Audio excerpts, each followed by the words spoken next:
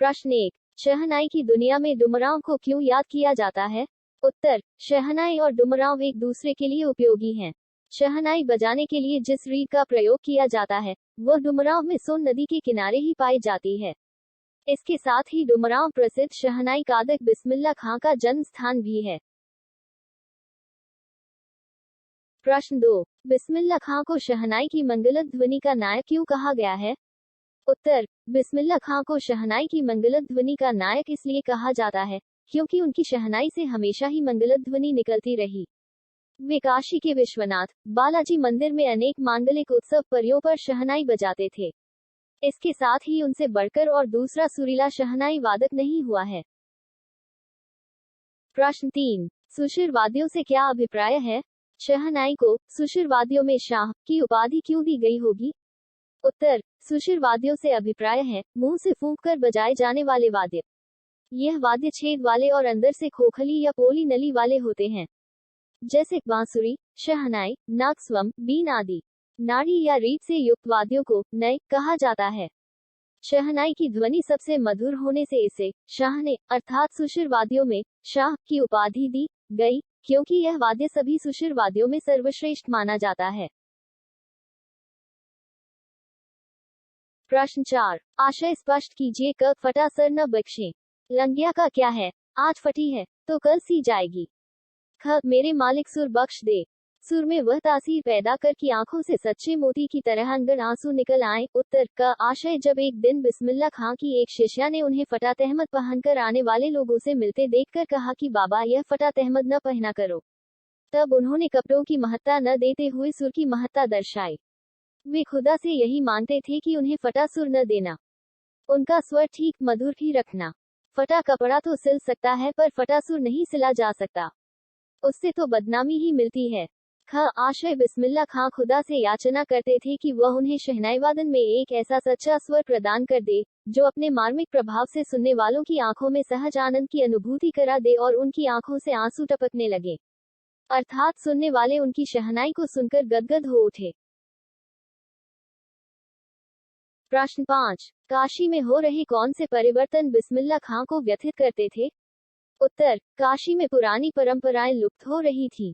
खान पान की पुरानी चीजें, देशी घी से बनी कचौड़ी, जलेबी बेचने वाले व मलाई बर्फ वाले वहां से चले गए थे। न ही अब संगीत, साहित्य और अदब का वैसा मान रह गया था। हिंदुओं और मुसलमानों का पहला जैसा मेल जोल नहीं रहा। इसके साथ ही संगीतकारी का वैसा मान भी नहीं रहा। ये सभी बातें बिस्मिल्ला खां को व्यथित करती थी। प्रश्न 6। पाठ में आए किन प्रसंगों के आधार पर आप कह सकते हैं कि क बिस्मिल्ला खां मिली जुली संस्कृति के प्रतीक थे? ख वे वास्तविक अर्थों में एक सच्चे इंसान थे। उत्तर, क बिस्मिल्ला खां हिंदू और मुसलमानों की मिली जुली संस्कृति के प्रतीक थे। एक और वे सच्चे मुसलमान थे। वे मुस्लिम धर्म के सभी त्योहारों और उत्सवों को पूरी श्रद्धा के साथ मनाते थे। पांचों समय की नमाज श्रद्धा के साथ अदा करते थे। मुहर्रम भी बड़ी श्रद्धा से मनाते थे। मुहर्रम की 8वीं तारीख को वे पैदल चलते, नौहा बजाते थे। इसके साथ ही वे काशी विश्वनाथ और बालाजी के मंदिर में शहनाई बजाते थे। गंगा के प्रति सच्ची श्रद्धा रखते थे। काशी से बाहर रहते हुए भी विश्वनाथ व बालाजी के मंदिर की ओर मुंह करके प्रणाम किया करते थे। इसलिए वे मिली जुली संस्कृति के प्रतीक थे। ख बिस्मिल्ला खां एक सच्चे इंसान थे। उन्होंने कभी धार्मिक कट्टरता तथा तंगदिली नहीं दिखाई। उन्होंने काशी में रहते हुए जहां काशी की परंपराओं को निभाया, वहीं मुसलमान होते हुए अपने धर्म की परंपराओं का भी सहजता के साथ निर्वहन किया। उन्होंने खुदा से हमेशा ही सुर मांगा। यद्यपि वे जीवन में फटेहाल रहे, लेकिन उन्होंने खुदा से अपने लिए धन नहीं मांगा। भारत रत्न आदि सर्वोच्च सम्मान पाक रहे। प्रश्न 7। बिस्मिल्ला खां के जीवन से जुड़ी उन घटनाओं और व्यक्तियों का उल्लेख करें जिन्होंने उनकी संगीत साधना को समृद्ध किया।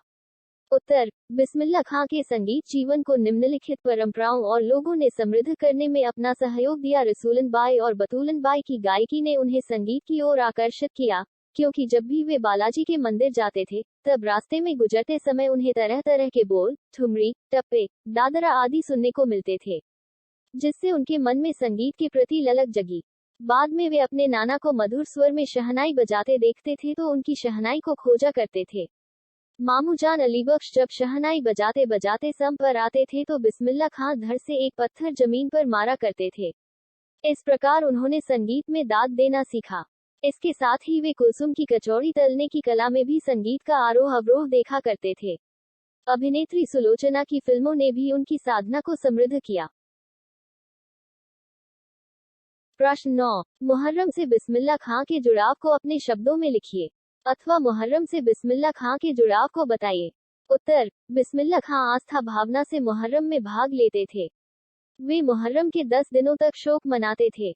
इन दिनों वे किसी प्रकार का मंगल वाद्य नहीं बजाते थे और न कोई राग रागिनी बजाते थे। इसके साथ ही दालमंडी से चलने वाले मुहर्रम के जुलूस में पूरे उत्साह के साथ 8 किलोमीटर रोते हुए नौहा बजाते हुए चलते थे। प्रश्न 10। बिस्मिल्लाह खां कला के अनन्य उपासक थे, तर्क सहित उत्तर दीजिए। उत्तर। बिस्मिल्लाह खां संगीत कला के अनन्य उपासक थे। वे शहनाई बजाने की कला में प्रवीण थे। उन्होंने 80 वर्ष तक लगातार शहनाई बजाई। वे शहनाई वादन में बेजोड़ थे। वे गंगा तट पर बैठकर घंटों रियाज करते थे। वे अपनी कला को ईश्वर की उपासना मानते थे। वे इसके विकास के लिए खुदा से सुर बखाने की मांग करते थे। इसके साथ ही वे अपने पर झल्लाते भी थे, क्योंकि उनके अनुसार उन्हें अब तक शहनाई को सही ढंग से बजाना क्यों नहीं आया। इससे स्पष्ट होता है कि वे सच्चे कला उपासक थे। प्रश्न 1। नौबत खाने में इबादत से क्या तात्पर्य है। उत्तर। नौबत खाना प्रवेश द्वार पर मंगल ध्वनि शहनाई द्वारा बजाए जाने वाले स्थान को कहते हैं। शहनाई वादन के साथ ईश्वर की प्रार्थना अर्चना करना इबादत कहलाती है। प्रश्न 2। बिस्मिल्लाह खां साहब के बचपन का क्या नाम था।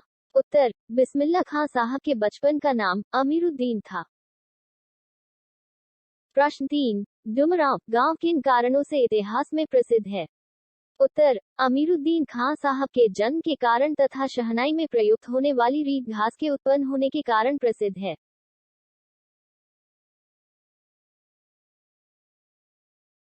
प्रश्न 4। बिस्मिल्लाह खां साहब और एक मुस्लिम पर्व का नाम साथ जुड़ा है, वह कौन सा है। उत्तर। खां साहब के साथ और उनकी शहनाई के साथ मुहर्रम पर्व का नाम जुड़ा है। प्रश्न 5। खां साहब की मनपसंद फिल्म अभिनेत्रियों के क्या नाम थे। उत्तर। फिल्म अभिनेत्री सुलोचना और गीताबुली खां साहब की मनपसंद अभिनेत्रियां थीं। प्रश्न 6। काशी को एक और किस नाम से जाना जाता है। उत्तर। काशी को आनंद कानन के नाम से जाना जाता है, जिसका अर्थ आनंद या खुशियां देने वाला कानन वन होता है। प्रश्न 7। काशी की किस प्रवृत्ति को देखकर खां साहब को दुहक होता था। उत्तर। बदलते समयानुसार संगीत साहित्य और अदब की बहुत सारी परंपराएं लुप्त होने की वजह से खां साहब को दुहक होता था। प्रश्न 8। अल्हम्दुलिल्लाह का क्या सांकेतिक अर्थ है। उत्तर। यह एक अरबी शब्द है। इस शब्द का अर्थ भगवान की तारीफ या प्रशंसा करना है।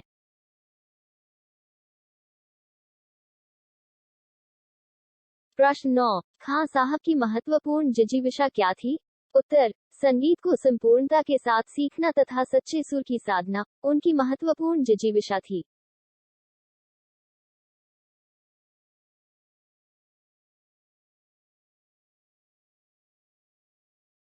प्रश्न 10। बिस्मिल्लाह खां साहब को कौन कौन से पुरस्कारों से नवाजा गया था।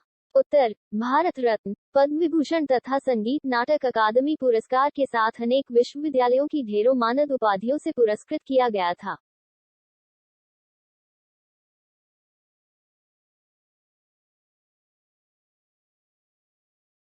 प्रश्न 11। लेखक यतीन्द्र मिश्र के काव्य संग्रहों के नाम बताइए।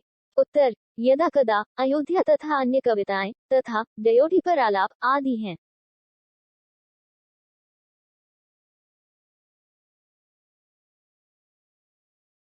प्रश्न 1। उस्ताद बिस्मिल्लाह खां की काशी को क्या देन है। उत्तर। उस्ताद बिस्मिल्लाह खां ने काशी को हिंदू मुस्लिम एकता की मूल्यवान संस्कृति दी। उन्होंने मुसलमान होकर भी गंगा को मैया माना। बालाजी तथा बाबा विश्वनाथ के प्रति गहरी आस्था प्रकट कर काशी को जन्नत जैसा पवित्र माना। इस तरह की आस्था से उन्होंने हिंदू मुस्लिम एकता को बनाने में सहयोग किया।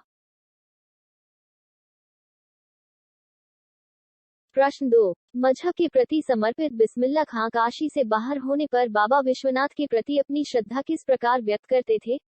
उत्तर। मजहब के प्रति समर्पित बिस्मिल्लाह खां काशी से बाहर होने पर बाबा विश्वनाथ और बालाजी के मंदिरों की दिशा की ओर मुंह करके बैठते थे और कुछ क्षण के लिए वे उसी ओर शहनाई को घुमाकर बजाते थे। इस तरह वे शहनाई वादन के माध्यम से अपनी आस्था और श्रद्धा प्रकट करते थे। प्रश्न 3। उस्ताद बिस्मिल्लाह खां शहनाई वादन के संबंध में क्या सोचते रहे?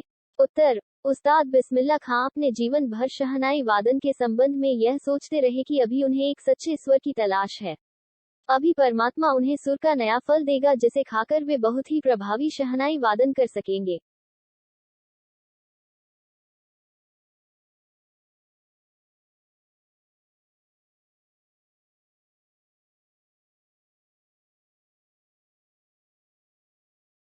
प्रश्न 4। बिस्मिल्लाह खां को संगीत की आरंभिक प्रेरणा किनसे मिली? उत्तर। बिस्मिल्लाह खां को संगीत की आरंभिक प्रेरणा रसूलबाई और बतूलनबाई नामक दो गायिका बहनों के गीतों को सुनकर मिली। जब वे शहनाई का रियाज करने बालाजी के मंदिर जाया करते थे, तभी उन्हें रास्ते में इन गायिकाओं के स्वर सुनने को मिलते थे।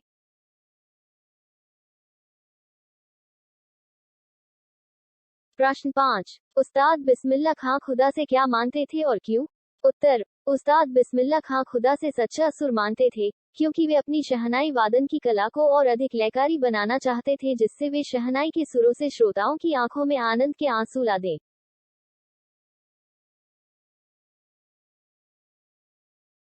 प्रश्न 6। कौन सा दिन खां साहब के लिए विशेष महत्व रखता था? उस दिन वे क्या करते थे? उत्तर। मुहर्रम के शोक मनाने का 8वां दिन खां साहब के लिए विशेष महत्व रखता था।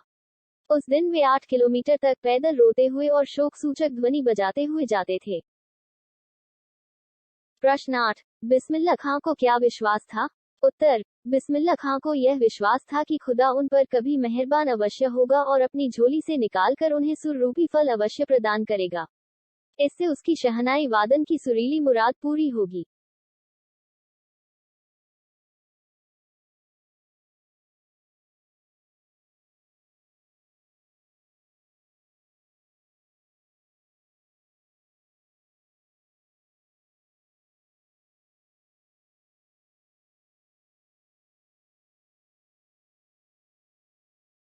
प्रश्न 8। बिस्मिल्लाह खां को क्या विश्वास था? उत्तर। बिस्मिल्लाह खां को यह विश्वास था कि खुदा उन पर कभी मेहरबान अवश्य होगा और अपनी झोली से निकालकर उन्हें सुर रूपी फल अवश्य प्रदान करेगा। इससे उसकी शहनाई वादन की सुरीली मुराद पूरी होगी। प्रश्न 9। अपनी शहनाई वादन की प्रशंसा सुनकर बिस्मिल्लाह खां क्या कहते थे?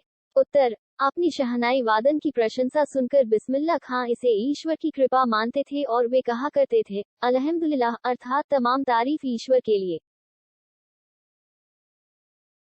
प्रश्न 10। शहनाई और काशी से बढ़कर कोई जन्नत नहीं इस धरती पर हमारे लिए बिस्मिल्लाह खां ऐसा क्यों कहा करते थे? उत्तर। बिस्मिल्लाह खां के लिए शहनाई और काशी से बढ़कर इस धरती पर स्वर्गिक सुख प्रदान करने वाली और दूसरी कोई चीजें नहीं थी। इसलिए वे शहनाई और काशी को अपने लिए सबसे बड़ी जन्नत मानते थे। इसलिए वे ऐसा कहते थे। प्रश्न 11। नियमित और सच्चे मन से की गई प्रार्थना अवश्य फलदायी होती है, कथन को बिस्मिल्लाह खां के आधार पर स्पष्ट कीजिए। उत्तर। बिस्मिल्लाह खां ईश्वर के प्रति अगाध श्रद्धा और विश्वास के साथ 5 बार की नमाज अदा कर ईश्वर से सच्चे सुर की मांग करते थे। खुदा ने उनकी वह प्रार्थना अवश्य सुनी, जिससे वे शहनाई सम्राट ही नहीं बने, बल्कि भारत रत्न जैसी उपाधि भी प्राप्त कर सके। प्रश्न 12। बिस्मिल्लाह खां की धार्मिक दृष्टि उदार और समन्वयवादी थी, इस कथन को स्पष्ट कीजिए। उत्तर। बिस्मिल्लाह खां की इस्लाम के प्रति गहरी आस्था थी, लेकिन वे काशी विश्वनाथ और बालाजी के प्रति भी गहरी श्रद्धा रखते थे। जब वे काशी से बाहर जाते थे तो विश्वनाथ और बालाजी के मंदिर की ओर थोड़ी देर के लिए शहनाई का मुंह कर सुर साधना किया करते थे। वे गंगा को मैया मानते थे। इन आधारों पर कहा जा सकता है कि बिस्मिल्लाह खां धार्मिक दृष्टि उदार और समन्वयवादी थी। प्रश्न 13। नौबत खाने में इबादत नामक पाठ का संदेश स्पष्ट कीजिए। उत्तर। नौबत खाने में इबादत पाठ से हमें यह संदेश मिलता है कि हम चाहे किसी भी धर्म के अनुयायी हों, हमें बिना किसी भेदभाव के धार्मिक सहिष्णुता के साथ जीवन जीना चाहिए और सभी धर्मों के प्रति श्रद्धा रखनी चाहिए।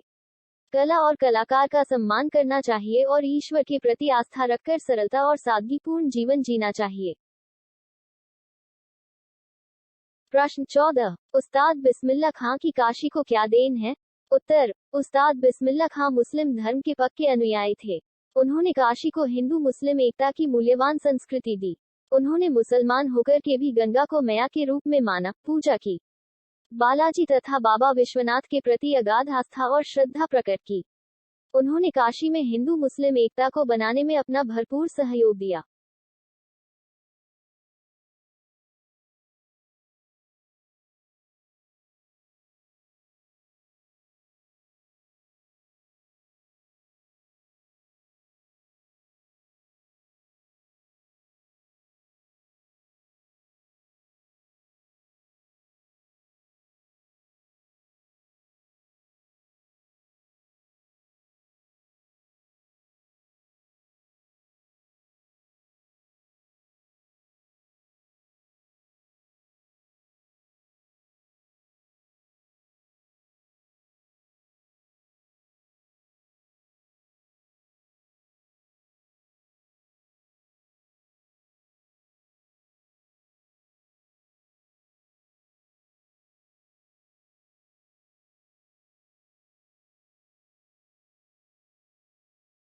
प्रश्न 1। रचनाकार यतीन्द्र मिश्र के जीवन परिचय पर प्रकाश डालिए, अथवा लेखक यतीन्द्र मिश्र के व्यक्तित्व एवं कृतित्व पर प्रकाश डालिए।